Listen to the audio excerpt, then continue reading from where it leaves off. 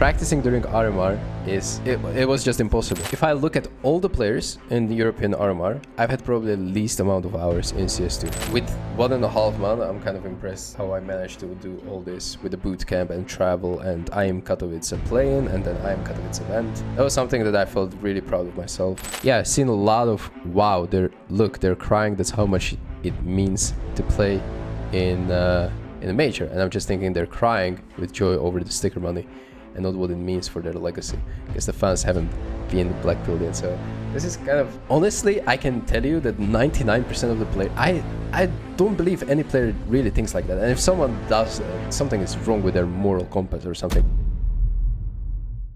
Welcome everyone. We're all doing good. How much credit goes to jkaem for the qualifying? He's been reborn this event. He's been playing out of his mind, honestly, but everyone had their fair share of pulling the weight. That's what it's all about. Sense surprised me, for example, a lot. So he's done really great calling wise. But jkaem obviously had some monster performances. So the RMR has been pretty wild, but it's been honestly so fun. So fun being back in like top tier kind of event where there's like completely best teams running around and playing and competing and anti-stratting and preparing. Like it's honestly so fun. The event itself, not that good, you know. It's PGL, it's Romania. I hope the major is going to be much better, because a lot of things that were happening at the RMR were kind of unacceptable, in my opinion. We're used to a certain standard now, which is usually set by ESL, and I understand they have a lot of like resources to do better events than PGL, but still, you know, even the PC setups fiasco was kind of iffy and they had to change it mid-tournament. Is it true that you have loss in the practice room? Yes. So practicing during the minor, what am I saying? Like, it's RMR. No. So practicing during RMR it was just impossible, to the point where I had not played a single Faceit game.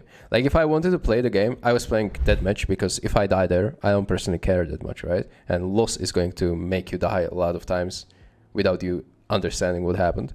And then I played a couple of Premier games, and we played arms race with the teammates during the evenings. Like, that was pretty fun. I like joined all the same server and just practiced against each other. That's how we practiced in RMR, and I think that is unacceptable. We said from the day one, we have lost, we can't play. PGL is like, yeah, we're trying to fix it. We're working on it.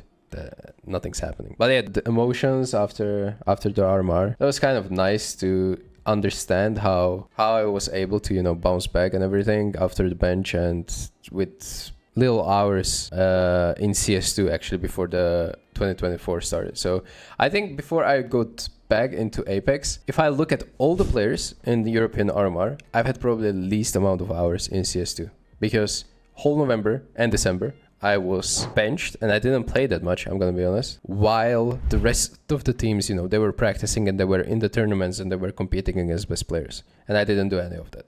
I was just practicing individually, and a lot of times not even within CS, so it was aim trainers. So at the start of the year is where my real CS2 grind started. I had to pick up a lot of new things, a lot of, you know, stuff with the team, because we had a new IGL and a lot of things were different. So with 1.5 months, I'm kind of impressed how I managed to do all this with the bootcamp and travel and IM Katowice play-in and then IM Katowice event. That was something that I felt really proud of myself. And obviously the rest of the team, we were just performing really well.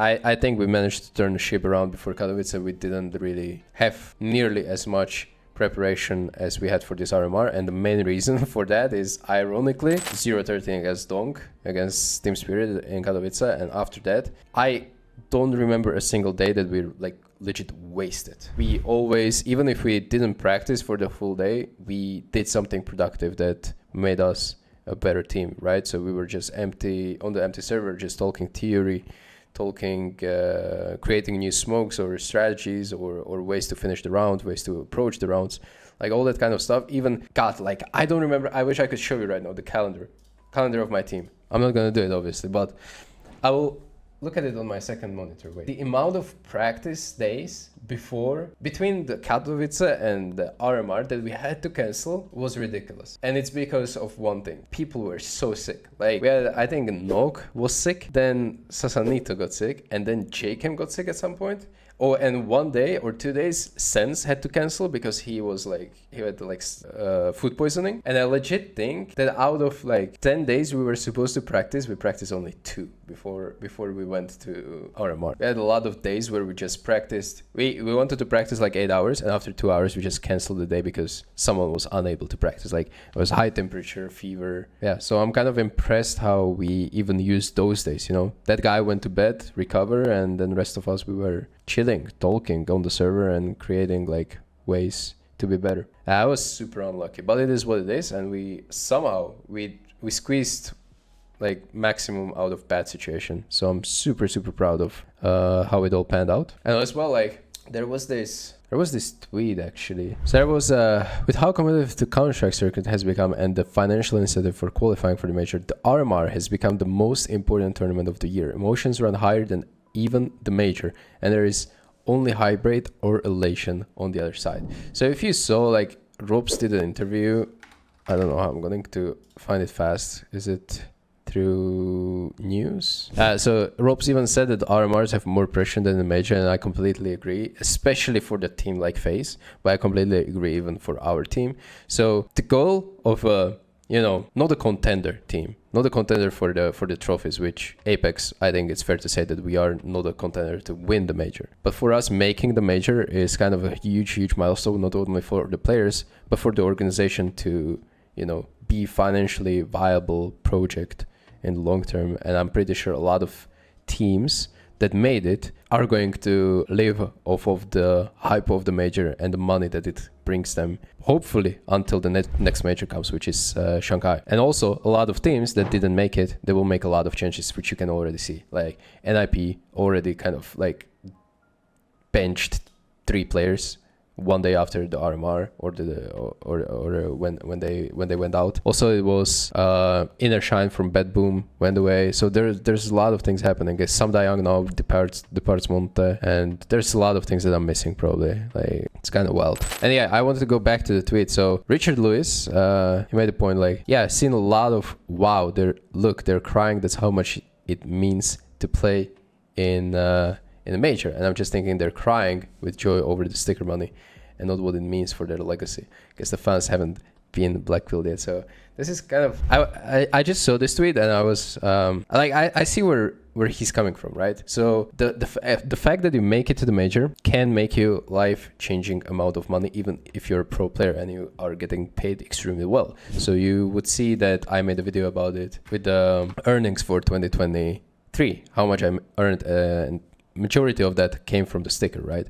So that's completely normal. But the actual act, I think the actual moment that Richard is referring here is that the moment you actually qualify to the major, everyone stands up, they start hugging each other, we start, crying, the emotions are just overflowing you as a human being. Honestly, I can tell you that 99% of the player, I don't believe any player really thinks like that. And if someone does, and something is wrong with their moral compass or something, but none of us are thinking that, wow, we made it. Like, look at the money we're going to get. Like, I'm going to buy a fucking car and an apartment and then this and then this. Like, we're not thinking that way, right? Usually we're not crying or whatever. I didn't personally cry or anything, but a lot of teammates and other players in other teams were emotional about this. And I can tell you one thing, like I was emotional back when we got back to the hotel. It hit me where we actually qualified, and it wasn't like, I was not thinking about the future, about the major, about the money that it's going to give us, but about the past month. Actually, I'm not thinking about future at all. I'm thinking about last 2 months,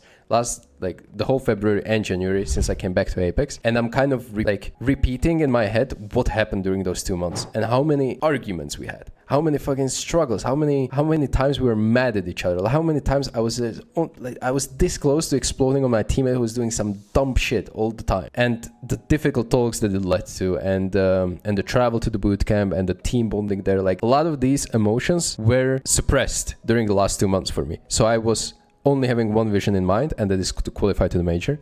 And I didn't feel anything else. I didn't care about, I didn't see my family for two months, even though we live in the same city. Like I live 5 minutes away. Then I neglected a lot of stuff in my personal life. I neglected stuff when it comes to my girlfriend, etc., etc. And I put it all away just to qualify to the major. And now it hit me that, wow, we made it.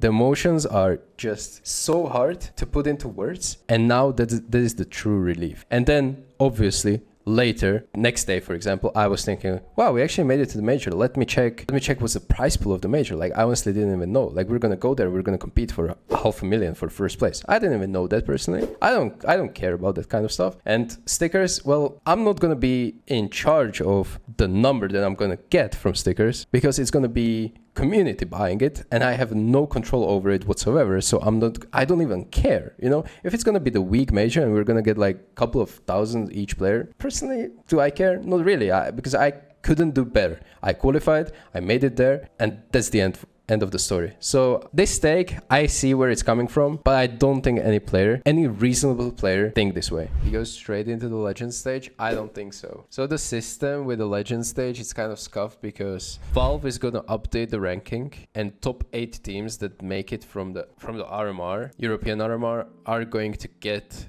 the Legends pool, right? But I don't think we're gonna be one of those top 8 teams, because, well, actually, let's take a look, okay? Basically, we are 13th, and this is old roster as well. Like, I'm not really sure what's going on. So we're 13th, and even after every update, like, we're gonna surpass BIG probably, but we're not gonna surpass Eternal Fire, not Cloud9, not ENCE, Monte maybe, G2 no, because they all made it. So it's probably gonna be Vitality, FaZe, VP, Mouse, Navi, Spirit, G2, and then that's it. Actually, that's it. So probably these teams will make it to the legend stage, and we are going to play the opening stage. No, this is called the elimination stage now. This is called the elimination stage. This is called opening stage, where we are going to go. So 1, 2, 3, 4, 5, 6, 7, 8, 9, 10 RMR teams, 4 Americas RMR, and then 2 Asians teams. Do you like that Valve will force all TOs to use their ranking for any direct invites in the future? I think it's generally good. I'm a fan of having one ranking that is relevant to everything, instead of having HLTV ranking, then ESL ranking, then Valve ranking, then God knows what. We had CSPPA ranking for a brief period, so that was a whole mess. And I'm okay if Valve will make it make sense with the rosters and everything. Then sure, let's do it.